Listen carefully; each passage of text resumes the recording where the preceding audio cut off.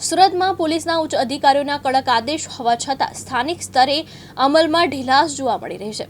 જાહેરનામું પાલન ન થતા અસામાજિક તત્વો બેફામ બનતા એક ગંભીર બનાવ સામે આવ્યો છે।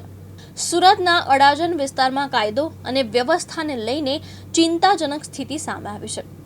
જાહેરનામું હોવા છતાં દુકાનની આસપાસ અસામાજિક તત્વોના અડ્ડા જમતા હોવાના આક્ષેપ ઉઠ્યા છે। પાલનપુર જકાતનાકા વિસ્તારમાં એક દુકાનદાર પર હુમલાનો બનાવ સામે આવ્યો છે, જ્યાં કેટલાક શખ્સોએ વસ્તુના પૈસા ન આપતા દુકાનદાર સાથે મારપીટ કરી। આક્ષેપ છે કે હુમલાખોરોએ દુકાનદારને બોચી પકડી બહાર કાઢી અને તમાચા મારી હિંસા આચરી। આ સમગ્ર ઘટના સીસીટીવી દ્રશ્યો પણ સામે આવે છે, જેમાં અસામાજિક તત્વોની દાદાગીરી જોવા મળે છે। પોલીસે આ મામલે 2 આરોપીની ધરપકડ કરી છે, જ્યારે એક આરોપી હજુ વોન્ટેડ જાહેર કરવામાં આવ્યો છે। જો કે આ બનાવ બાદ સવાલ ઊભો થયો છે કે જો જાહેરનામાનું કડક પાલન કરવામાં આવ્યું હોત તો શું આવી ઘટના ટળી શકતી? હાલ સ્થાનિકોમાં ભય અને રોષનો માહોલ છે અને તંત્ર સામે કડક કાર્યવાહી કરવાની માંગ ઉઠી રહી છે।